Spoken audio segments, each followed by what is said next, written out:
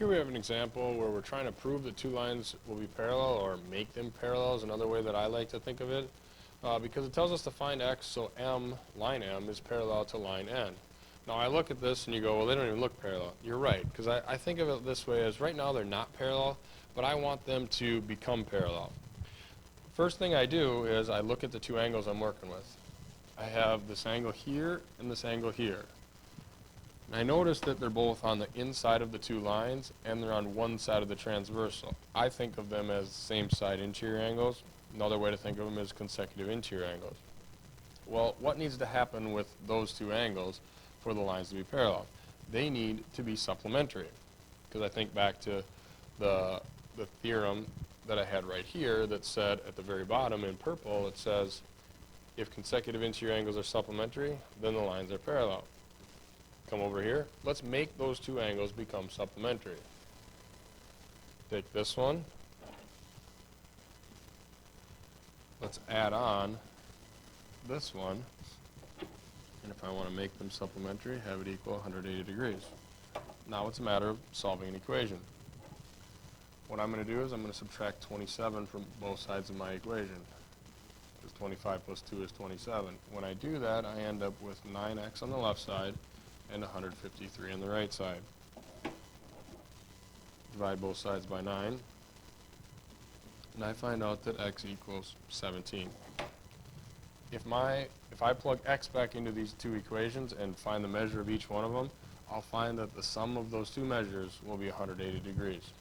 Therefore, I've solved my problem. I found the value of x that will make these two lines parallel. In my next example, you have a picture here, and it gives you the measure of three angles. And I want to know which of these lines are parallel. Now, to really do this, you can only look at two lines and one transversal at a time. J is going to have to be the transversal each time. Well, then it's a matter of, well, I'm going to check to see if F and G are parallel. Totally ignore H for the time being. Doesn't even exist. And I look at the two angles that I have. I ask myself, are these two angles same side interiors? Are they alternate interiors? Are they alternate exteriors? Are they corresponding angles? And I look at them and I go, they're none of those angle pairs. Therefore, I can't just say, well, because they're congruent, the lines have to be parallel. I may need to go another step farther. Let me find the measure of this angle right here. Well, I know that that 95-degree angle that's right above it and this one here are going to have to be supplementary. Therefore, the measure of this angle down here is going to have to be 85 degrees. And now I can look at the 85-degree angle and this 95-degree angle. I look at those two, I know that they're corresponding angles. Well, if the lines are really going to be parallel, those corresponding angles have to be congruent. They're not congruent, therefore I know F and G are not parallel. So I can rule out F and G as being not parallel. I'm going to start over again. I'm going to look at two other lines. Still have line J as my transversal. Now I'm going to look at line G and line H and determine if these two lines are parallel or not. And again, I'm going to think back that I already figured out that this one's an 85-degree angle, and I have to go from there. I can look at this and this. Those are corresponding angles. They're not congruent. Therefore, my two lines are not going to be parallel. So I know that G and H are not parallel. I only have one more set to look at. I have my line J, and now I got to look at line F and line H, and totally ignore line G. Well, here I see the 95-degree angle. I see the 95-degree angle. Those are corresponding angles this time, and if the corresponding angles are congruent, then the lines are parallel. Therefore, I know that line F is going to be parallel to line H, and those are the only two that will be parallel based off that picture. And now we have another one that's very similar, trying to figure out which two lines, or maybe all three of them, are parallel. And we're going to do it the same way, but this time you're going to might have to switch transversals. First, I'm going to look at line F and line G.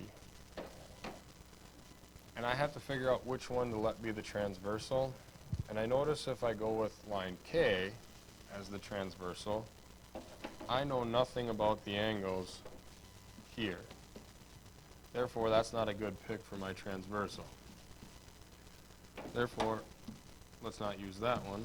Let's try and use line J as my transversal. And when I do that, I notice that I have the 60-degree angle up here. But now when I come down to where line G and line J intersect, I know I have a 63-degree angle here. Problem is I don't know this one, but I can find it because these three angles together are going to have to add up to be 180 degrees. So I'm going to take that 180 degrees and I'm going to essentially subtract the 63 and subtract the 60. And when I do that, I'm going to end up with a 57-degree angle, which is this one right here. Now I look at this, and the 60-degree angle from here and the 57-degree angle from here are corresponding angles. Therefore, I know line F and line G are not parallel. So, start all over again. Erase all this stuff. And now I can look at line G and line H and see if they're parallel. And I'm going to put this 57-degree angle back in here because it may be helpful to us. And again, I have to pick a transversal and pick the one that is going to work best for us. I picked this one because, again, I know the angle here. If I went up here, I know none of these, therefore line K would not be a good transversal to pick. Alright, now I'm going to use the fact that I have alternate interior angles right here and here, and I notice that those alternate interior angles are not congruent. Therefore, I know that line G and line H are not parallel. Alright, I'm 0 for 2 again. So I have to see if I have another one that will help.